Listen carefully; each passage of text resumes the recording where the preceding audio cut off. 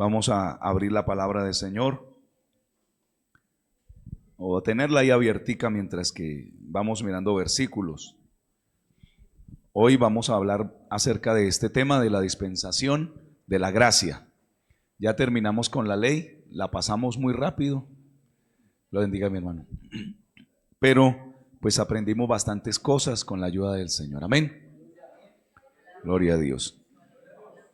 Entonces, esta es la dispensación de la gracia. ¿Alguien me puede decir por qué se llama así?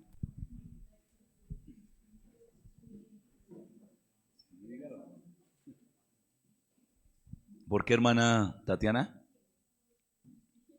No, de pronto, una idea que usted tenga.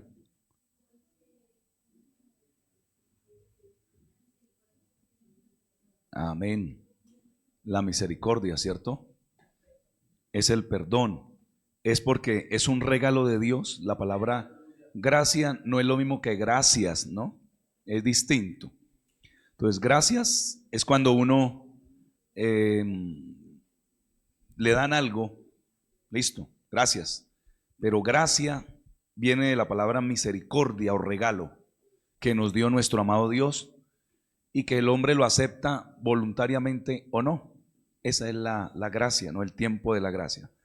A esta dispensación se le conoce con 3 nombres. Uno es ese, la gracia, para que ustedes lo tengan ahí presente, ¿no? La gracia.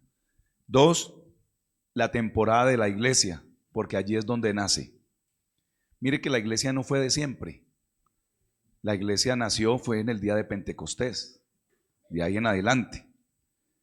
Y el tiempo de los redimidos, por eso se le llama el tiempo de la iglesia de nuestro Señor Jesucristo. La palabra iglesia significa, o viene del griego eclesia, que significa sacados de. Eso significa la palabra eclesia o iglesia. Un pueblo sacado de. Y de ahí nos ha sacado el Señor ¿de dónde? Del mundo, del pecado, del infierno, de la desgracia. Entonces, cuando se llama iglesia, no es el templo. Esto es el templo, las 4 paredes, pero eso no hacen una iglesia, porque la iglesia católica también tiene un templo y no son la iglesia de Dios, son una secta porque son apartados de la palabra del Señor. Amén. Entonces, mire que van 2. Primero, la dispensación de la gracia. Segundo, la dispensación de la iglesia. Y el tercer nombre que se le da es la dispensación del Espíritu Santo. También es válido, porque aquí vemos la influencia divina en esta persona, la persona de la Trinidad, la tercera persona que es el Espíritu de Dios. Amén. Y usted ve cómo marca todo, hasta el día de hoy y hasta la segunda venida de nuestro Señor Jesucristo. Esta temporada de la gracia, pues no sabemos cuándo termine como tal, porque no sabemos el día que va a venir Cristo por su iglesia. Después de que Cristo venga por su iglesia, ya se sabrá definitivamente cuándo termina la dispensación de la gracia. Porque después de la venida de Cristo por su iglesia, ¿cuánto tiempo va a pasar? 7 años, que es cuando termina la gran tribulación. Este periodo cubre, hermanos, entonces, como les decía, desde el descenso del Espíritu Santo sobre el pueblo, amén. Ahorita que comencemos los coros las vuelven a cerrar, amén, para que no salga tanto ruido. Entonces, me disculpan un poco la voz. Les decía que el periodo del tiempo, de este tiempo de la gracia, es desde que descendió el Espíritu Santo hasta la segunda venida de Cristo. ¿Cuál es la segunda venida de Cristo, hermano Edwin?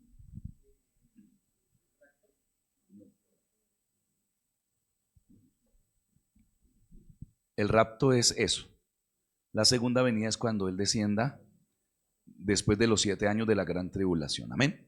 Es para tenerlo bien en cuenta. No es para acorchar a nadie las preguntas que de pronto le haga, sino para reforzar lo que ya sabemos, amén, que es la segunda venida de Cristo. O sea, usted y yo no esperamos la segunda venida de Cristo, esperamos el rapto de la iglesia. Porque en la segunda venida de Cristo venimos nosotros con nuestro Señor Jesús. ¿Por qué al rapto no se le llama una venida de Cristo? Porque nadie le verá. Porque Él viene como un relámpago, dice la Biblia, y nos espera no en la tierra, sino en las nubes. Y nosotros lo encontraremos a Él en las nubes. Pero en la segunda venida sí vendrá a la tierra, posará sus pies sobre la tierra, y es allí cuando todo ojo le verá. Y aún Israel hará lamentación de Él, dice, de no haberle aceptado y de haber aceptado al anticristo como el dueño y señor de la tierra. En esta época ocurrirán algunos eventos, o han ocurrido y seguirán ocurriendo en la época de la gracia. Primero es el descenso del Espíritu Santo. Recuerde que el Espíritu Santo no había venido de esa forma. Tocaba a individuos como a Sansón, como a los profetas. David dice: el Espíritu de Jehová está sobre mí. Y así venía sobre individuos, mas no colectivamente, como lo hizo en el día de Pentecostés, que descendió sobre todos los que estaban ahí, 120. Y luego siguió descendiendo y seguirá descendiendo sobre toda la iglesia, todos los que lo anhelan, lo desean. Es la temporada del Espíritu Santo. Los bautistas tienen muy buena literatura, es una iglesia, una denominación muy antigua. Aquí en Colombia yo creo que llevan como unos 120 años en Colombia. Poco a poco fueron llegando y se establecieron en el mundo, son muy conocidos y ellos tienen muy buenos institutos bíblicos. Lo que no compartimos con ellos es que dicen que la temporada del Espíritu Santo fue para la iglesia primitiva. No lo compartimos porque sentimos al Espíritu hoy día obrando, nos bautiza, nos llena, hace milagros todavía. Es como cuando en una ocasión un ateo decía que Dios no existía en una tarima, que eso era mentiras. Entonces dieron la palabra, subió un cristiano y empezó a quitarle la cáscara a una mandarina y a comérsela. Y luego que la terminó, todo el mundo pues estaba aterrado. ¿Qué querrá decir este señor? Entonces le preguntó al ateo: hágame un favor y me dice, ¿qué tal estaba la mandarina? ¿Qué tan dulce o tan agria estaba? Y el ateo le dijo: usted está loco, porque ¿cómo voy a saber yo si no la probé? Entonces el cristiano le dijo: exactamente pasa. Usted no prueba a Dios, usted no siente a Dios, no ha tenido un toque del Espíritu Santo. Yo sí, y mucho pueblo también. ¿Cómo me va a decir usted que Dios no existe si nosotros lo hemos experimentado a Él? ¿Cómo alguien va a decir que no, el Espíritu Santo no bautiza hoy, si nos ha bautizado, si hemos sentido ese fuego? O sea, esto no es que alguien nos dijo, sino que nosotros mismos lo hemos sentido al Espíritu de Dios, lo sentimos. Que alguien no lo sienta en el culto, bueno, allá él, pero es mi experiencia con Dios. Eso es lo importante. ¿Cuántos dicen amén? Lo segundo suceso es la iglesia primitiva. ¿Por qué le llamamos primitiva? No porque eran cavernícolas, sino porque la primera iglesia, porque así se le llama al hombre primitivo, ¿no? Cuando no sabía escribir, estaba inventando las cosas, de pronto encontró el hierro, encontró el tiempo de los metales. Se le llaman primitivos, apenas comenzaron a inventar la escritura, etcétera, etcétera. Pero la iglesia primitiva es porque la iglesia primera, y en esa iglesia pues el Señor se glorificó, se veían milagros, portentos, maravillas, prodigios, que es lo que Dios quiere que veamos hoy también. Lo tercero que vemos en este tiempo es cuando la iglesia se une con el Estado. Luego lo miramos más detenidamente. La iglesia se casa con el Estado. Dios le revela a Juan en el Apocalipsis una serie de acontecimientos que estaban ya, a unos que estaban pasando y otros que iban a pasar hasta el día de hoy sobre la iglesia. Entonces usted puede ver que el Señor le dice a Juan: escribe al ángel de la iglesia en Éfeso. ¿Qué más? Esmirna, Pérgamo, Tiatira, Sardis, Filadelfia, Laodicea. Esas iglesias eran representativas, no eran las únicas que existían, pero sí representaban un periodo de tiempo sobre la tierra por el cual iba a pasar la iglesia del Señor. Entonces, el tiempo de la unión de la iglesia no es Éfeso, es Pérgamo. Cuando se une, la palabra Pérgamo significa torre o altar. Cuando se une la iglesia cristiana con Roma, con el emperador romano Constantino en el año 313 después de Cristo. Luego lo miramos bien. Y allí es cuando nace la iglesia católica romana que conocemos hasta el día de hoy. Ahí es cuando nace la iglesia católica. Los curas nos enseñan que nosotros salimos de ellos, y es todo lo contrario, porque la historia no se puede borrar. Ahí está. Ellos salieron de la iglesia cristiana. La iglesia cristiana duró después de Cristo. Cristo la fundó, nuestro Señor, desde el día de Pentecostés, que es el año 33 aproximadamente, hasta el año 313, pura, santa, en las catacumbas, siendo perseguida, muerta, hasta que Constantino le abrió la puerta a la iglesia, salieron de las cuevas, se sentaron en el trono, se tomaron la autoridad como tal, pero se unió, se casó el paganismo de Roma, que eran cientos de dioses, muchos dioses, con la iglesia cristiana, y de ahí salieron todas esas doctrinas que hoy se predican, que tiene la iglesia católica romana. Entonces, no es que el cristianismo lo diga, es que la historia lo dice, y no podemos, como les decía, borrar la historia. También en este tiempo de la gracia se ve la reforma de la iglesia, que es algo muy importante. Luego viene el avivamiento y la evangelización mundial. Por eso es que llegó la palabra hasta el día de hoy. Es muy importante hablar, por ejemplo, de ¿cuál fue el reformador principal? Se me olvidó en este momento. Martín Lutero, en 1517, que él pues se da cuenta que la iglesia no estaba predicando la Biblia y hace esa reforma, y se le conoció como el protestantismo, y por eso es que nos llaman a veces protestantes, porque venimos de esa línea, pero no somos seguidores de Martín Lutero, no. A Martín Lutero le faltó muchísimo, fue una gran bendición, pero él apenas estaba empezando.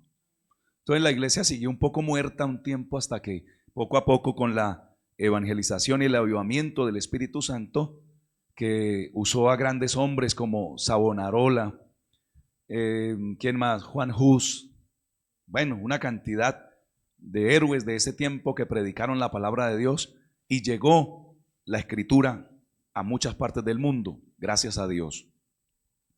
Otro punto es el arrebatamiento, que es el que nosotros estamos esperando. Muchos dicen que ya no va a suceder, porque tanto tiempo que nos han dicho que viene Cristo, que Cristo viene. Yo lo estoy escuchando desde los 5 años. Yo soy cristiano desde los 5 años. Tengo 44, o sea, hace 39 años yo estoy escuchando que Cristo viene. Y nos decían pronto. Pero si cuando yo tenía 5 o 7 años nos decían que era pronto, imagínense ahorita.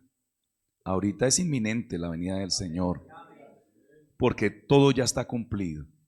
Por eso es tan bonito esta palabra hermosa que leemos, y tenerla en práctica, pero también tenerla en cuenta todas las señales que está dando, que es que ya todo está cumplido, no falta sino eso.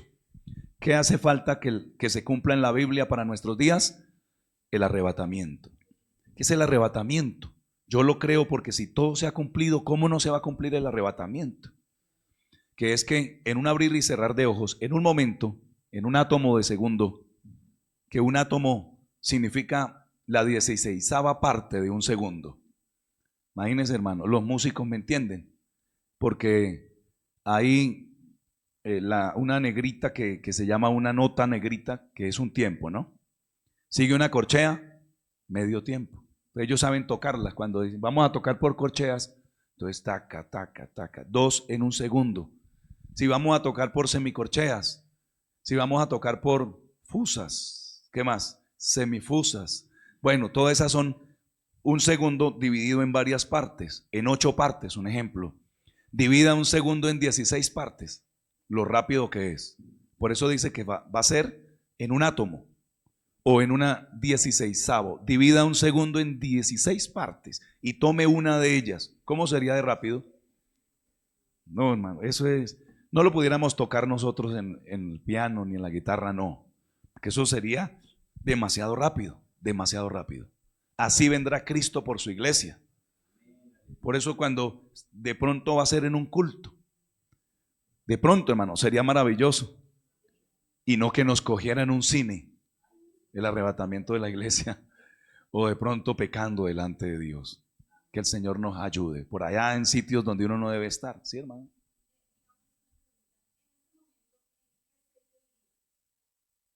Sello.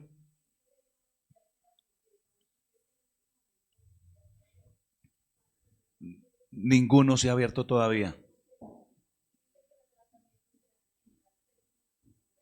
No, no dice eso. Los sellos se van a abrir cuando nos vayamos para el cielo, empezará el primer sello a abrirse. Ya vamos para allá, para Apocalipsis. Sí, lo que pasa, hermana, es que hay muchas enseñanzas de pronto por ahí, pero por eso es bueno esto que la hermana está diciendo, ¿sí? Que pregunten, que nos digan, porque el primer sello, vayamos a Apocalipsis para responderle a la hermana.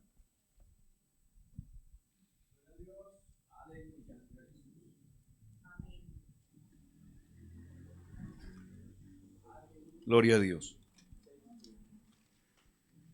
Bueno, empecemos en 2 minutos. Apocalipsis capítulo 1, vayamos allá rápido y vamos la secuencia para explicarle a todos, ¿no? El Apocalipsis capítulo 1 habla acerca de la visión del Hijo del Hombre, de Cristo, que Juan ve que ya no es un Cristo golpeado, ensangrentado, sino glorificado, ¿cierto, hermanos? Poderoso. Y en el capítulo 2 ya comienzan, como les decía, los mensajes a las iglesias. Entonces, escuchen, Apocalipsis capítulo 2 habla acerca de Éfeso, la iglesia de Éfeso, que representa la iglesia apostólica, desde el año 33 hasta el año 100, después de Cristo. Amén. ¿Sí están ahí? Están como pensando, procesando. La iglesia de Éfeso es del año 100, del año 33 hasta el año 100, Éfeso, de nuestra era cristiana, ¿sí? Ese es el tiempo que representa. La iglesia de Esmirna, la palabra Esmirna significa mirra o sacrificio o algo que es golpeado, sufrimiento. Y es desde el año 100 hasta el año 313 después de Cristo. Amén. Que es cuando el Señor le dice en el versículo 10, no temas en nada lo que vas a padecer. ¿Sí están ahí? He aquí el diablo echará a alguno de vosotros en la cárcel para que seáis probados y tendréis tribulación por 10 días, sé fiel hasta la muerte y yo te daré la corona de la vida. ¿Por qué le dice 10 días? No son literales, sino 10 temporadas es lo que quiere decir el griego. 10 temporadas son 10 emperadores que hubo. Trajano, Nerón, 2 les nombro, eran 10, fueron 10 hasta Constantino, año 313, que fue cuando paró la barbarie y ya no mató malos a los cristianos, sino que les dijo, venga, unámonos, porque Constantino se dio cuenta que habían matado a miles de cristianos en brea, aceite hirviendo, se lo habían echado a los leones, pero entre más mataban cristianos, más crecía la iglesia. Entonces él dijo, no es, vamos a aliarnos con ellos. Y el diablo pues abrió la puerta y la iglesia, entre comillas, tuvo una bendición. No lo vamos a matar más, vamos a aliarnos. Y mire, ustedes también pueden gobernar. Y se sentó en el estrado del emperador romano, que ya comienza desde el año 313, la iglesia de Pérgamo, hasta el año 1453. Todo Pérgamo, la iglesia unida con el Estado, y fue cuando en esa unión como de matrimonio, porque Pérgamo también significa como matrimonio, en esa unión nacieron hijos que se llamaron doctrinas de la Iglesia Católica Romana. ¿Por qué se le llama la católica? Porque la palabra católica significa universal. Y romana, ¿no? Entonces, por eso dice: yo soy apostólico, católico, romano, dicen algunos, porque pertenecen a esa línea. ¿Hasta el año qué? 1453. Luego sigue Tiatira, que es desde el año 1453 hasta el año 1800, más o menos 50. 1850, que Tiatira significa sacrificio constante de víctimas. Eso es lo que significa. ¿Por qué? Porque fue en el tiempo que la iglesia vendió indulgencias como arroz. ¿Qué es indulgencia? Ustedes acaban de escuchar que en estos días una ministra o la presidencia de Hungría, la presidenta de Hungría, ¿sí escucharon? Le tocó renunciar porque indultó a un pedófilo y lo perdonó. No lo mandaron a la cárcel y eso le costó la carrera. Entonces, en ese tiempo era así. Desde que usted pagara, usted era indultado. Ese fue el tiempo cuando Juan Hus, un cura muy sabio, o mejor, muy astuto, muy sagaz, el Papa le dio le dio el poder para que le enseñara al pueblo que pagando se podía ser salvo. Entonces, él hacía unas obras de teatro, dice la historia, hacía una hoguera y prácticamente se quemaba, gritaba diciendo: ustedes van a permitir que sus muertos se quemen en el infierno, sabiendo que dando dinero, cuando él decía, cuando suene la moneda en el cofre, porque ellos llevaban en carruajes baúles, y cuando suene la moneda en el cofre, el alma de su difunto saltará de un lugar que él se inventó llamado el purgatorio, que significa purgar las penas, al cielo. Entonces ahí se inventó la doctrina, o mejor el dogma, de que había un purgatorio, porque antes nunca, hermano, usted nunca encontrará en la Biblia cristiana ni católica que explique esa doctrina del purgatorio o ese dogma, esa creencia. Desde allí se inventó. ¿Por qué? Porque el Papa estaba construyendo grandes catedrales de esas góticas que vemos raras, con gárgolas, demonios y una cantidad de cosas, y eso costaba mucho dinero, y el Estado no tenía, ni tampoco la iglesia como tal. Entonces, esa doctrina les dio mucho, pero mucho dinero, pero demasiado dinero, hermana, y le sigue dando, porque están jugando con un sentimiento. Yo cómo voy a dejar que mi hermano, mi tío, mi tía, mi abuelo, mi abuela, mi mamá se quemen en el infierno sabiendo que puedo pagar una misa al cura y que él me va a cobrar según, si es cantada, un precio, si es con lágrimas, otro precio, y así sucesivamente? Así es, hermano. Tremendo, hermano, porque la Biblia le llama la gran ramera y también le llama la mujer que se ha embriagado con la sangre de millones y millones de personas. Si le digo, la Iglesia Católica Romana debe más personas que Pablo Escobar, debe más personas que Hitler, debe más personas que cualquier asesino, Stalin o Chávez o Maduro, que son asesinos terribles, y otra cantidad de personas en este mundo todavía vivas que son asesinas, muy malas. Debe más, porque una falsa doctrina, una falsa enseñanza manda más gente al infierno que cualquier asesino. Entonces la gente se va al infierno segura de que es salva, que va para el cielo. Pero la Biblia dice que el único sacrificio acepto por Dios y la única ofrenda, lo único pago es la sangre de Cristo, que no hay nada más en esta tierra. Al que se beneficia es el hombre. También pudiera decir: deme 2 millones y listo. Si esto fuera por plata, pues trabajaríamos y un préstamo al banco se paga y ya, listo. No, hermano, pero esto no es por dinero. Entonces, en ese tiempo se comenzaron toda esa cantidad de rituales. Y en ese tiempo fue que se levantó Martín Lutero, pero seguía la iglesia igual. Martín Lutero ayudó mucho, fue la reforma que se hizo, ¿no? El tiempo de la reforma. Luego viene la iglesia de Sardis, es el tiempo, hermanos, un tiempo especial. Después les doy bien las fechas. Y desde, digamos, 1950 para acá, hay dos iglesias de la mano, unidas, que es Filadelfia y la Odisea, desde 1950 para acá. ¿Por qué? Porque hay una iglesia fiel todavía, que somos nosotros, en el nombre de Jesús. No digo movimiento misionero mundial, no estoy diciendo solo nosotros, sino una iglesia de todo el mundo, de muchas denominaciones, que vive para Dios. Pero también hay otra iglesia llamada la Odisea, de la mano, y ambas, o mejor, la Odisea es la iglesia tibia, fría, que el Señor le llama miserable, pobre, ciega y desnuda, porque está mezclada con el mundo, y por eso hay una mezcla entre agua fría y caliente, y es tibia.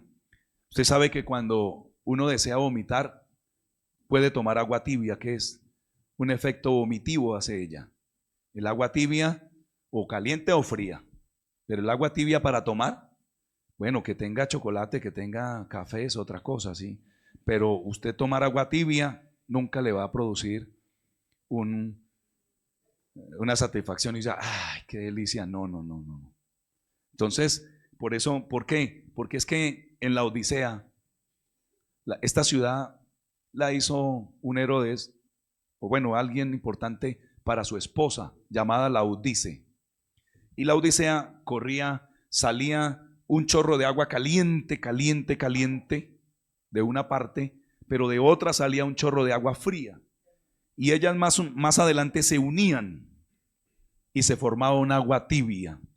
Entonces ellos sabían de lo que Dios les estaba hablando, porque o tomaban caliente o subían un poquito y tomaban fría, pero el agua tibia de más adelante ninguno la tomaba, porque hacía daño, a nadie le gusta. Entonces cuando Él le dice, ustedes son tibios y por ser tibios los vomitaré de mi boca, ellos sabían a qué se estaba refiriendo el Señor.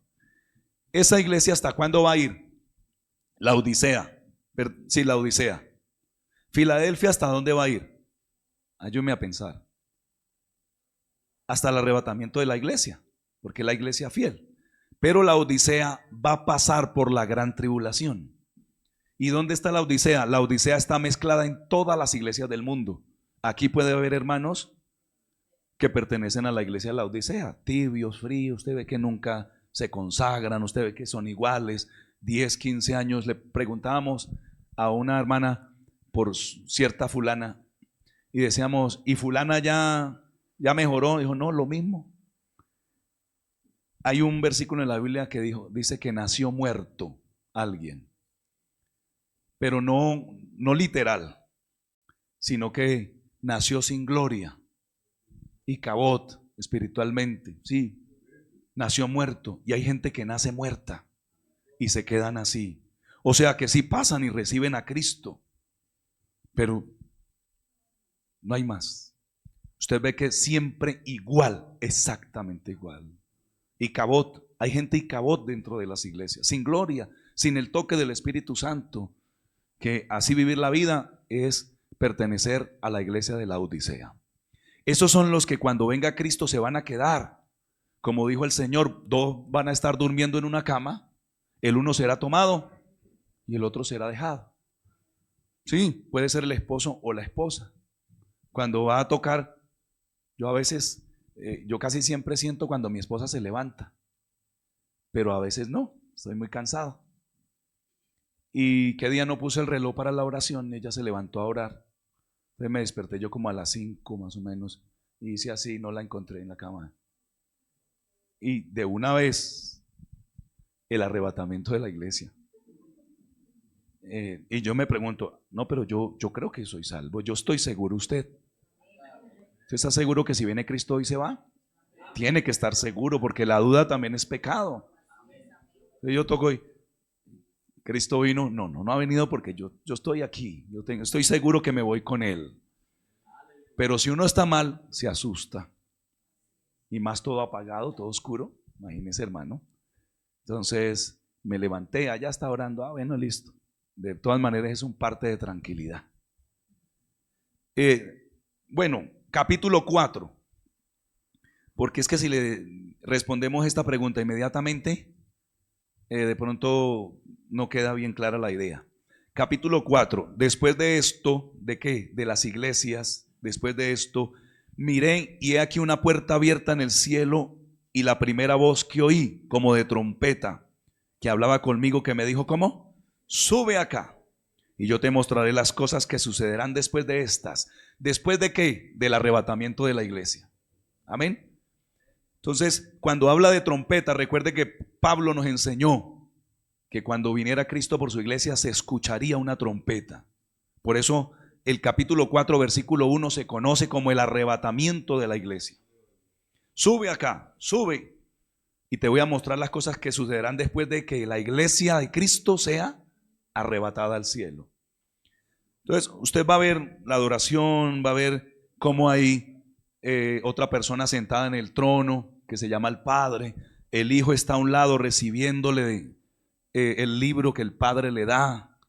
Por eso decimos que hay tres personas distintas, un solo Dios verdadero. No solamente por este pasaje, sino por muchos más. En el capítulo 5, hermanos, es cuando vi, dice en el versículo 1, vi en la mano derecha del que estaba sentado en el trono un libro escrito por dentro y por fuera, sellado con 7 sellos. ¿Dónde está Juan, que representa a la iglesia? En el cielo.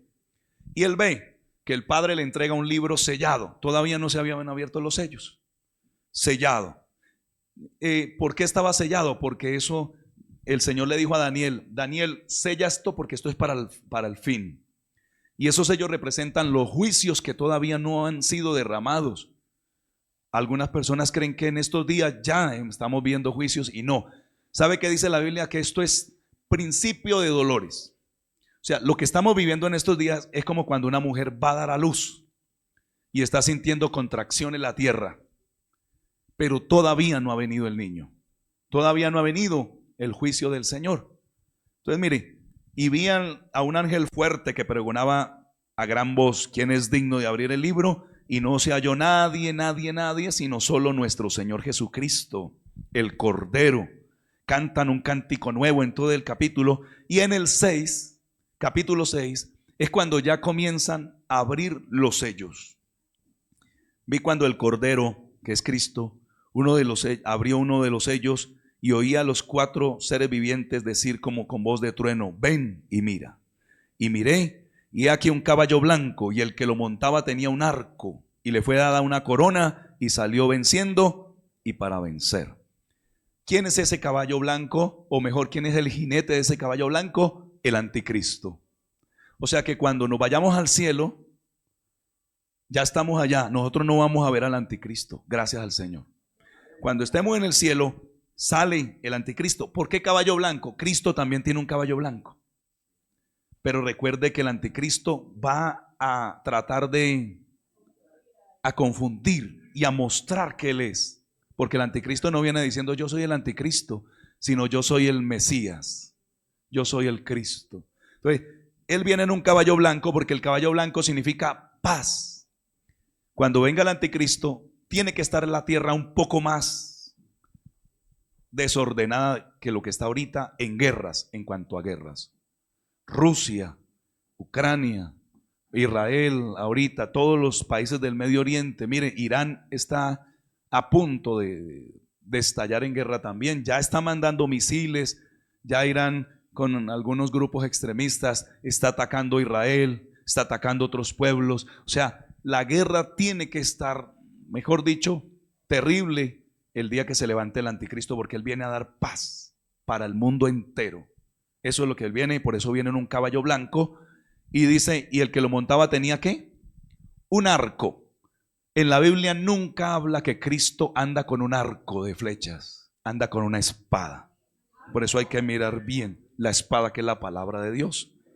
El arco, pero mire que sin flechas.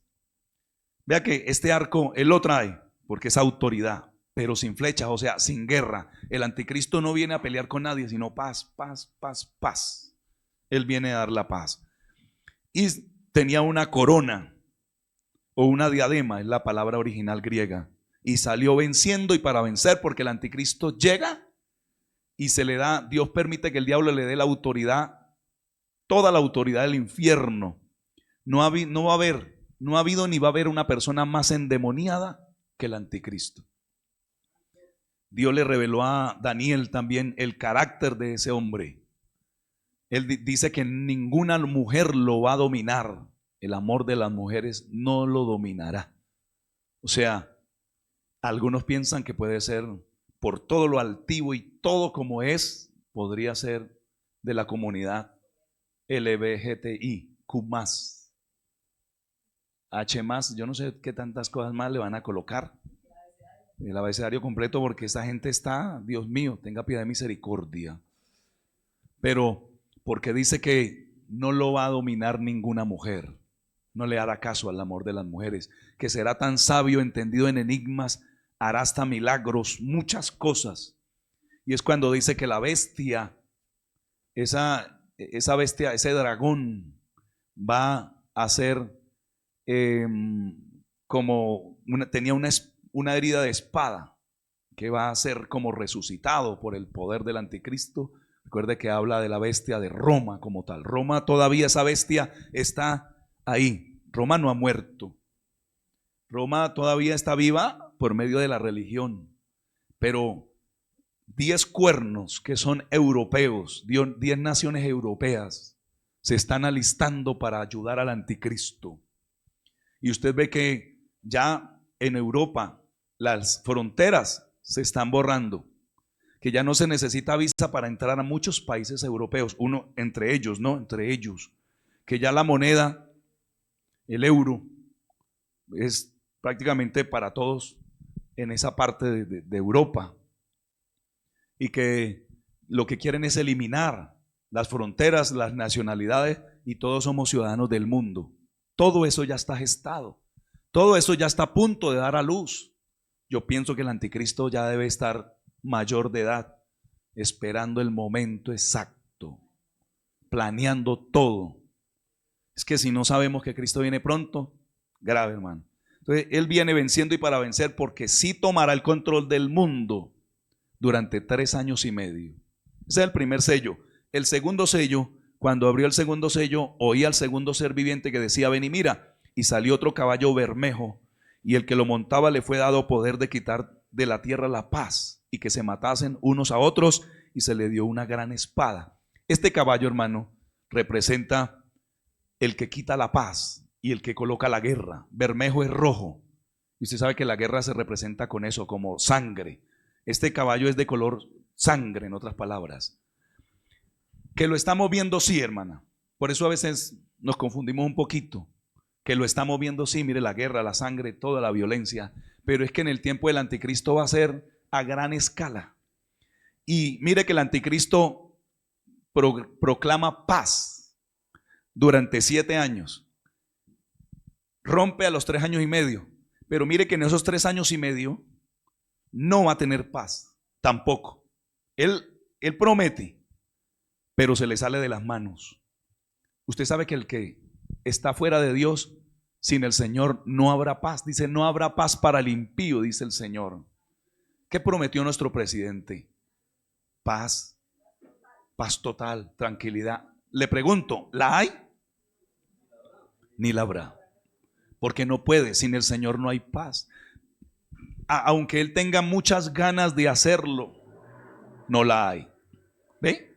No la hay. Usted ve que se ha aumentado la muerte, tanto que criticaron a Duque por la muerte de líderes comunales, y siguió. Ahorita más. Están asesinando a los del IMPEC. Vimos una noticia y todo el mundo están matando por todas partes, funcionarios, todo. O sea, esto está complicado en nuestro Colombia, por eso hay que orar que el Señor nos guarde y nos ayude. Entonces se levanta la guerra. Otro caballo, ¿cuál es? En el 5. Cuando abrió el tercer sello, oí al tercer ser viviente que decía: ven y mira, y he aquí un caballo negro, y el que lo montaba tenía una balanza en la mano. y oí una voz del medio de los 4 seres vivientes que decía: 2 libras de trigo por un denario y 6 libras de cebada por un denario, pero no dañes el aceite ni el vino. Este es el caballo que sale en el tiempo del anticristo, que es hambre, escasez. Si lo volvemos un poquito literal, 2 libras de trigo por un denario es la inflación que va a haber tan grave. Porque usted sabe que una libra de trigo, ¿cuánto cuesta una libra de trigo, hermanos? Que 2.800, la hermana que sabe. Serían 6.000 pesos hoy, 2 libras de trigo. Un denario es la ganancia de un día. ¿Cuánto se ganó una persona hoy? Como 40.000. 40.000. Entonces es como si dijera la palabra 2 libras de trigo por 40.000 pesos. Ya no se podría hacer pan. ¿Usted qué dice, hermana? ¿O tocaría vender cada pancito como lo vende la panadería y allá abajo?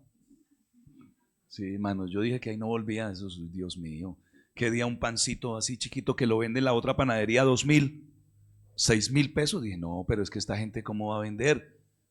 Y yo ya lo había pedido y me dio pena. Y había una monjita al lado. Yo me dio pena decir que ya no. Gloria a Dios. Entonces, calcula usted un poquito. ¿Y cuántos comen cebada? ¿O toman, ustedes han tomado jugo de cebada? ¿O cómo se llama eso? Sí, cebada. Uy, eso es delicioso. Y si supieran ustedes lo refrescante y lo buena que es esa bebida. Usted no sabe como a jugo de guanábana. Eso es delicioso. Si tomáramos más jugo de cebada, ¡ah, qué maravilla! Pero por lo visto, por la cara que hacen ustedes, no es que coman mucha cebada. En Tierra Caliente se toma mucha cebada. Usted pide, es como una avena.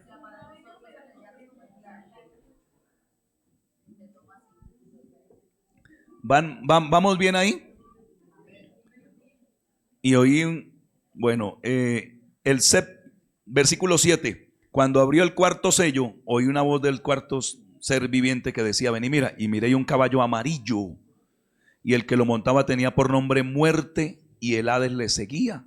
Y le fue dada potestad sobre la cuarta parte de la tierra para matar con espada, con hambre, con mortandad y con las fieras de la tierra. Ese es el cuarto sello, ¿no? Un caballo amarillo porque es el color de la muerte. Cuando una persona está muriendo o muere, ¿cómo queda? Como amarillo, como tierroso.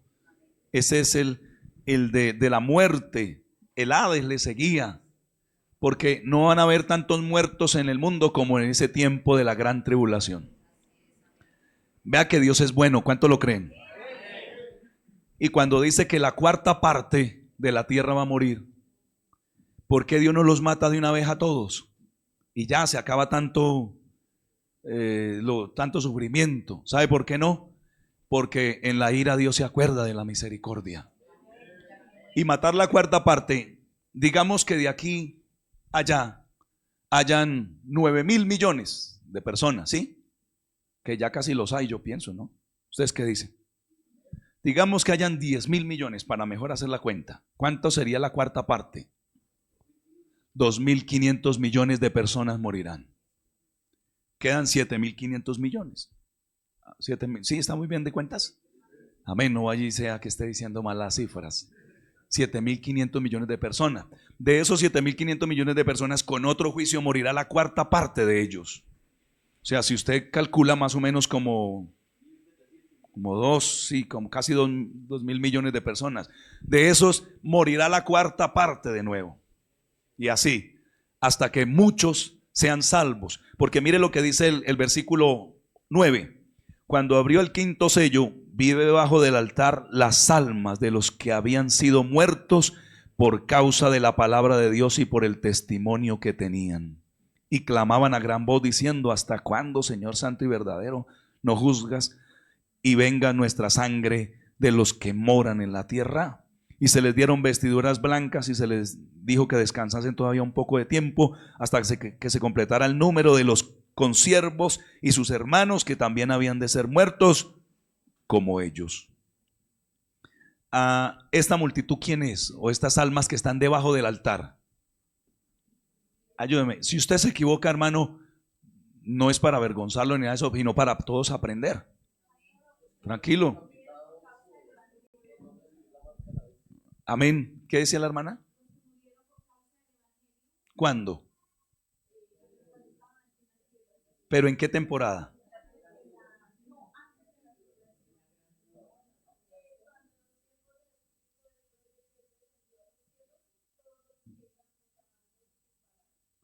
¿Quién más dice algo? ¿Qué decía el hermano John?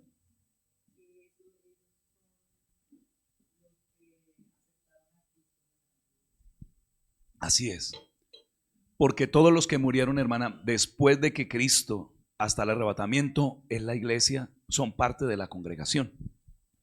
Y ahí se cumple el versículo que dice que cuando suene la final trompeta, ¿qué pasará? Uy, se me acabó el tiempo. Cuando suene la final trompeta, dice, los muertos en Cristo resucitarán primero.